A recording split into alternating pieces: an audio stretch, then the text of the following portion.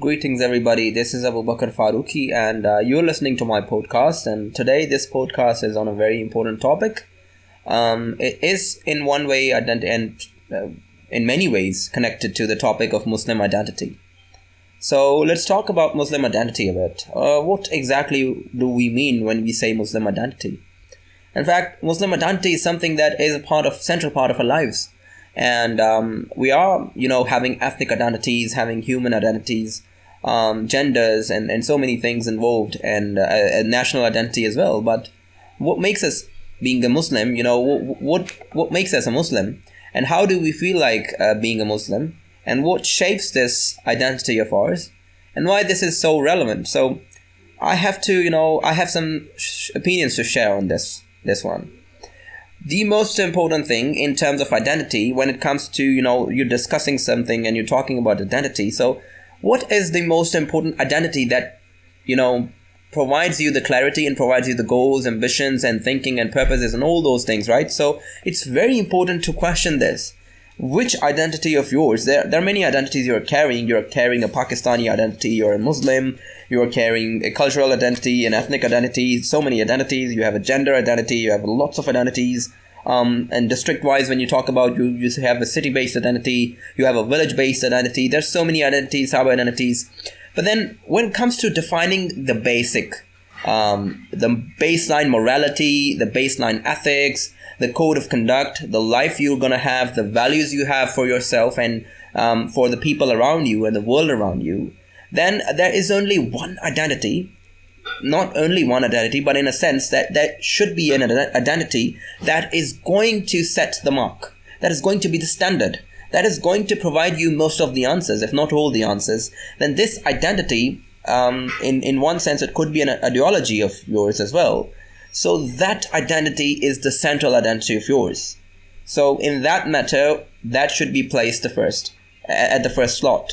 Because otherwise, if you think about the identity in terms of who you are, then you are everyone. You're pretty much, you are also a Baloch, you're also a Sindhi, a Pakhtun, a Pakistani, and so many identities you have.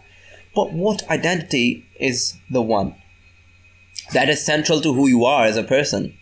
Because if we want to know who you are as a person, then your identity should be giving me the maximum answers that I need in order to understand and, understand who you are, where you come from.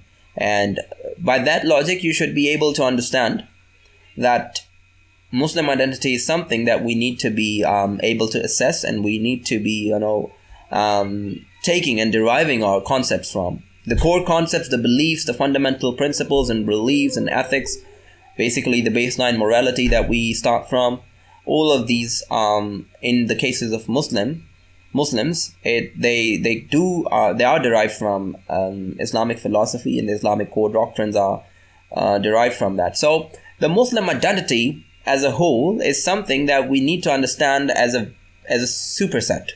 It may carry multiple identities in between. It may carries within it multiple identities. You could be a Pakistani, you could be a Baloch, you could be a Sindhi, Pakhtun. You are a human as well at the same time. But then the Muslim identity actually is encompassing all of these sub-identities of yours. Because Muslim identity is providing you the central framework to hold to cling to. It's providing you the platform to hold your opinions, your fundamental thoughts, your principles, your principal positions, your ideas, your philosophical positions. All of them are being, emerging. They are emergent properties of you being a Muslim, right? So all of that is an emergent property of you being a Muslim. So it's important to understand Muslim identity in that sense. I know it's a bit philosophical to say all that stuff, but still, it's very intellectual of you to think of yourself, your identity, as one central identity that is encompassing many other identities of yours.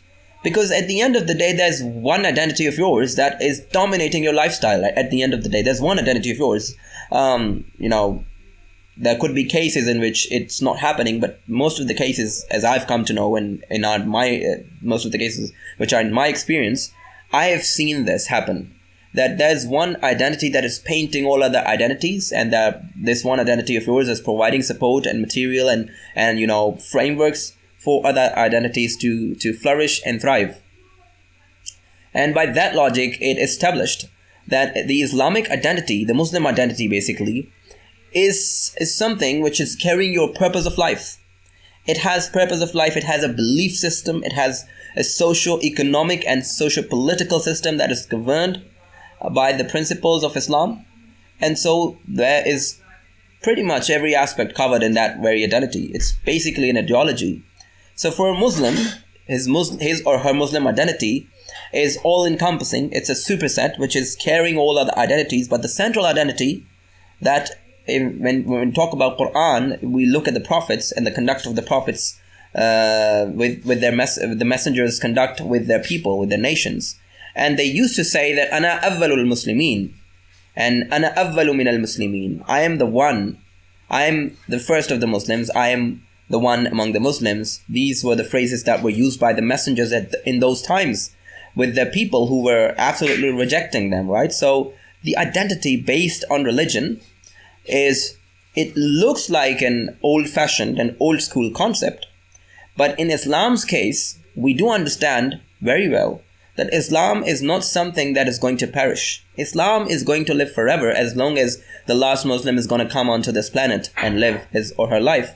So this basically makes Islam a very, very flexible religion that is going to adapt to the changes that are coming in the future, and everything will occur according to the time. So this evolution of Islam will continue as the only true religion of humanity till the end of the time. So by that logic, it's pretty much understandable that why Islam is an all-encompassing identity. It's providing you an ideology, a framework, and also providing you an all-encompassing identity of yours, because all Muslims do have one common purpose.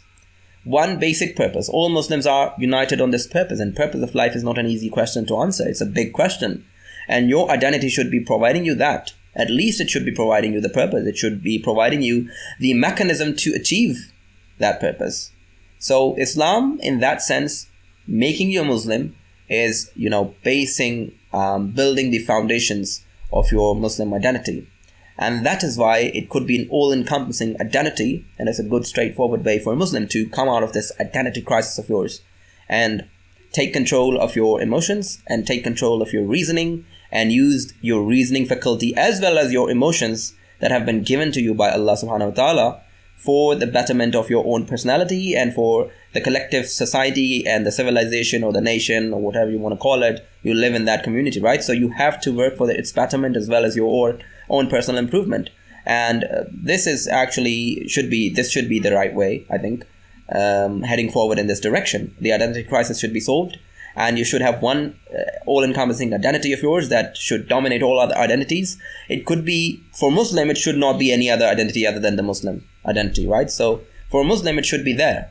But for non-Muslims who do not believe in Islam, who do not believe Islam to be a true religion, who have their own set of ideas and things like that, they may have different identities that may dominate their lifestyle. They may have identities that are contradictory to Islam because they do not believe in Islam. Then they can make their central identities as other than being Muslims. They have their own identities. Non-Muslims have their own. Even Muslims today, they do prioritize their other identities before Islam. So, which should not happen as a Muslim, because we do not have such, we do not have room for such apologetic behavior as a Muslim, because being a Muslim doesn't mean you have to be apologetic to anyone. You have to be unapologetically Muslim, because we're not afraid of anyone. We believe in Allah, we believe in one God, and we believe Allah is the one who kills, Allah is the one who, resurrects. And Allah is the one who is the controller of each and everything that happens in our lives.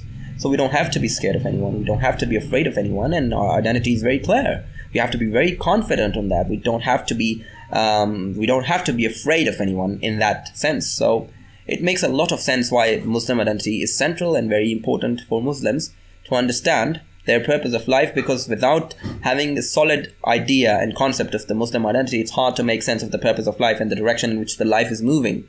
So it's pretty much important to pay attention to all these subjects and understand your identities that you carry yourself around yourself and that shape your personality. But there's one big all-encompassing identity of yours that is deriving your philosophy of life, the way you operate, right?